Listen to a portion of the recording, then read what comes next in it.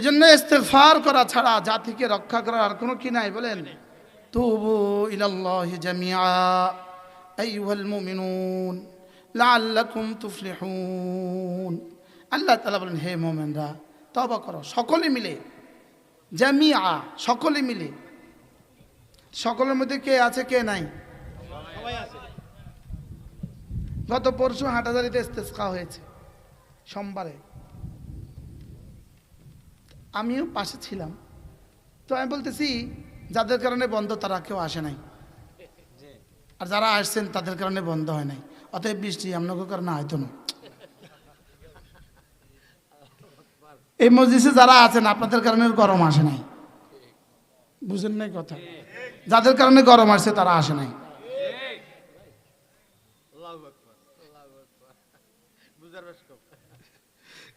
কি হয় বাস্তব না বাস্তব বলেন? আর ওদের কাছে গরম লাগেও না, কারণ ওরা তো এসিতে আছে। আবার হেদের বিদ্যুৎও জানা,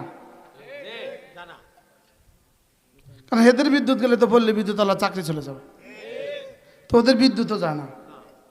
আল্লাহ কয় তোরার বিদ্যুৎও এখানে নিতাম না, তোরার এসিও এখানে বন্ধ করতাম না, গরম যা দিমো ইমাম সাহেব করে দিমো, আর আখরাতে শান্তি যা দিমো ইমাম সাহেব করে দিমো। কি হ্যাঁ, আমরা কিছু হাইতাম না আপনাগুলো লাগে। হযরত শাইখুল হিন্দ রাহমাতুল্লাহ আলাইহিকে কেউ একজন জিজ্ঞেস করেছে, হযরত ওই হাদিসের ব্যাখ্যা তো বুঝে আসে না, আতফিনু মাউতাকুম ইনদা কুবুরিস সুলাহা, তোমাদের মৃতদেরকে নেককারদের কবরের পাশে দাফন করো। নেককারদের কবরের পাশে কি করো? এটা তো বুঝে আসে না, উনি ওনার কবরে পাবে, উনি ওনার কবরে পাবে, নেককারদের কবরের পাশে দাফন করলে লাভ কি? হযরতে শাইখুল হিন্দ রাহমাতুল্লাহ আলাইহি পেছন থেকে কেউ একজন পাখা করছিল, হযরত তাকে বললেন তুমি বসো, এখানে বসো। তো বসার পরে একটু পরে বলছেন, তুমি কি বাতাস পাচ্ছ? জি লাগে তো, একটু লাগে তো। তোমারে করে না আমারে করে? বাতাসটা কি তোমারে করতেছে না আমারে করতেছে? বাতাস করতেছে হুজুরকে, পাইতেছেন তো লগে যে বসে। হ্যাঁ সুবহানাল্লাহ বলেন না? এই জন্য আপনারা যে আমাদের সাথে মিশে আছেন ইনশাআল্লাহ, বলেন ইনশাআল্লাহ। আল্লাহ আমাদের সবাইকে মাফ করে দেন, আল্লাহ আমাদের সবাইকে ইস্তিগফারের হক আদায়ের তৌফিক দান করেন। ইস্তিগফার মূলত তিনটা জিনিসকে বলে, তিনটা জিনিস যদি একসাথে হয় এটাকে ইস্তিগফার বলে। আর হক্কুল ইবাদ সাথে হলে চারটাকে ইস্তিগফার বলে। এক নাম্বার আন-নাদামাতু আলা মা কান, যে গুনাহ হয়ে গেছে এটার উপর লজ্জিত হওয়া। বলেন এটার উপরে কি হওয়া? মূলত লজ্জিত হওয়া কি জিনিস? আন-নাদামাতু লজ্জিত হওয়া কি জিনিস? মুখে বলল জি আমি লজ্জিত, এটা বুঝি লজ্জিত হয়েছে? হ্যাঁ, লজ্জিত হওয়া আর নাদামা ওয়াল কাইফিয়া, এটা একটা কাইফিয়ত। কাইফিয়ত এই নাদামাতের সূরতে হাল দাকাত আলাইহিমুল আরদু বিমা রাহুবাত, নাদামাতের সূরতে হাল ওই তিন সাহাবী কি পরিমাণ লজ্জিত হয়ে নিজেদেরকে ফিলারের সাথে বেঁধে দিয়েছে, নিজেদেরকে মদিনায় তৈয়বার ফিলারের সাথে কি হযরত রবিআ, আর কে হযরত কাব, আর কে হেলাল ইবনে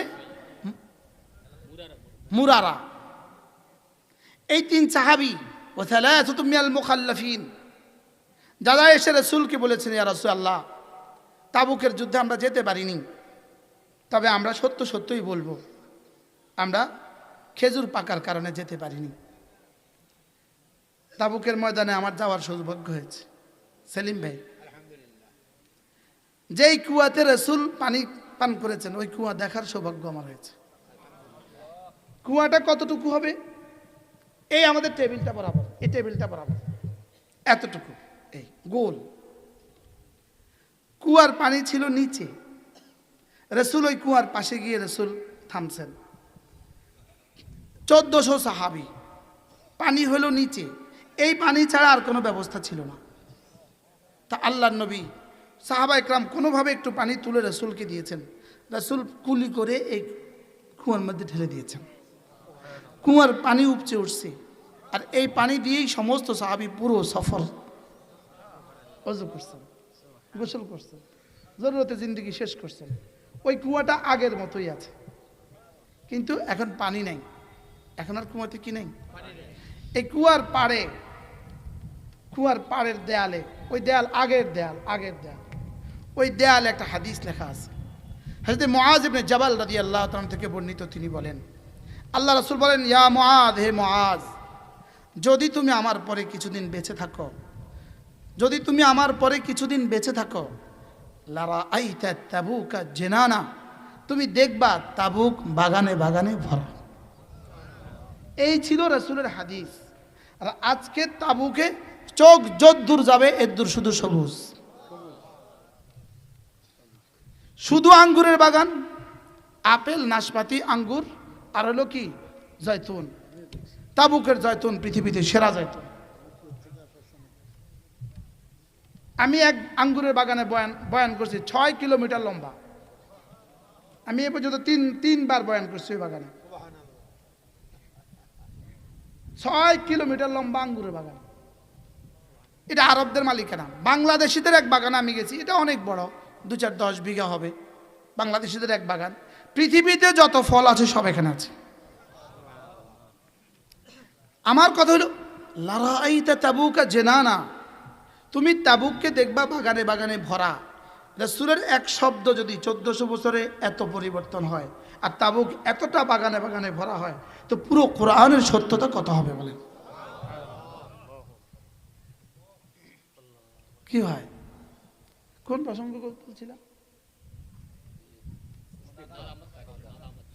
এই 3 জন সাহাবী কি বলছিলেন? মুনাফিকরা আয়েশা বলছিল,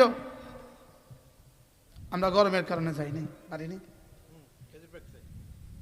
আমরা গরমের কারণে যাইনি। আর এই 3 জন কি বলছিল? ইয়া রাসূলুল্লাহ, আমাদের খেজুর পাকছিল, এই জন্য যাইনি। সব মুনাফিককে রাসূল বলছেন, যাও মাফ। আর এই 3 জনের বেলা বলছেন, না মাফ নাই।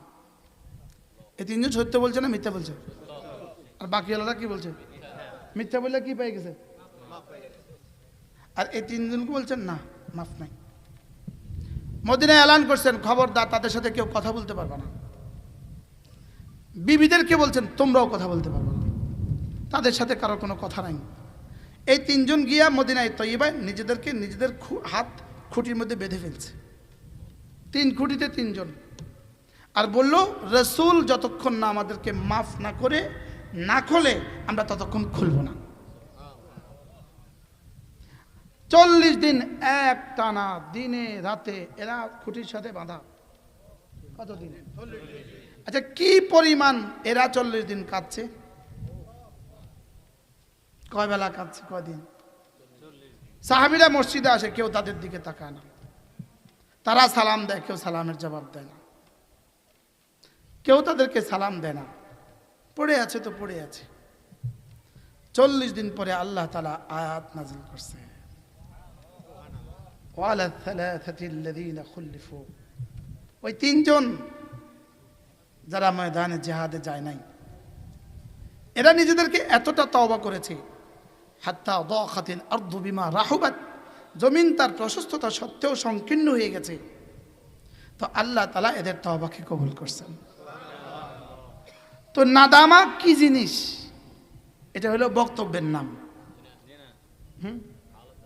এজন্য বলে আরাফা, আল হজ্জ হুয়াল আরাফা, আর তাওবা হুয়ান নাদামা।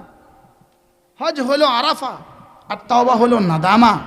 তওবা হলো লজ্জিত হওয়া। বলেন তওবা হলো কি হওয়া? আবার বলেন তওবা কি হওয়া? তওবা হলো লজ্জিত হওয়া। এখন মা বাইনি ওয়া বাইনাল্লাহ মুআমালা, আমি জানি, আমার রব জানে, আল্লাহ তাআলার সাথে লজ্জিত হয়ে তওবা করা। 1 নম্বর লজ্জিত হওয়া।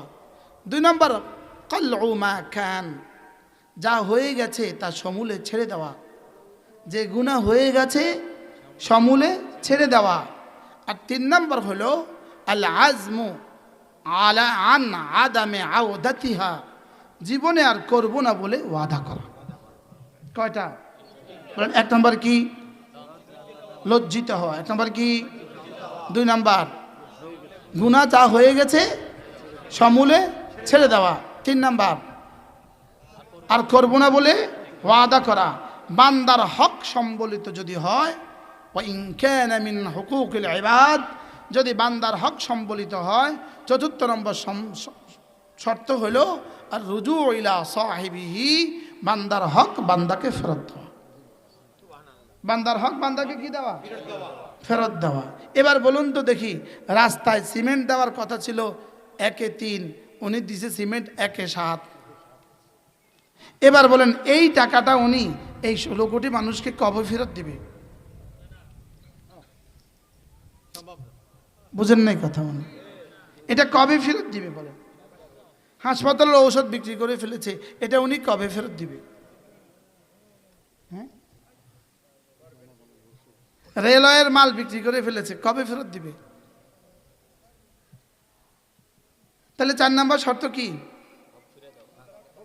হক কি দেওয়া? হক ফেরত দেওয়া। এই 4টা যদি পুরো হয়ে যায় তো এটাকে বলে ইস্তেগফার। করাচির হযরত আলা রাহমাতুল্লাহ আলাইহি বড় সুন্দর বলেন, হযরত বলেন যে দুটো শব্দ, একটা হলো ইস্তেগফার, একটা হলো তাওবা। ইস্তেগফার, তাওবা বলেন। হযরত বলেন যে ইস্তেগফার হলো পেছনের গুলোর জন্য মাপ চাওয়া, আর তাওবা হলো আগামীতে করব না বলে ওয়াদা করা। আগামীতে করব না বলে কি করা? এই দুটা একসাথে। হযরত বলেন যে এর উদাহরণ কেমন জানো? এর উদাহরণ হলো এমন, কোনো ছেলে যদি বাবার সাথে দুষ্টুমি করে তো বাবা কি বলে? আর করবা? তো ছেলে বলে বাবা আর করব না। তো আরেকজনে কি বলে? মাফ চাও। তো বলে বাবা মাফ করে দাও। এবার বাবা কি বলে? আর করবা? তো ছেলে বলে আর করব না। তাহলে মাফ করে দাও আর করব না, ইস্তেগফার আর তওবা কি হয়?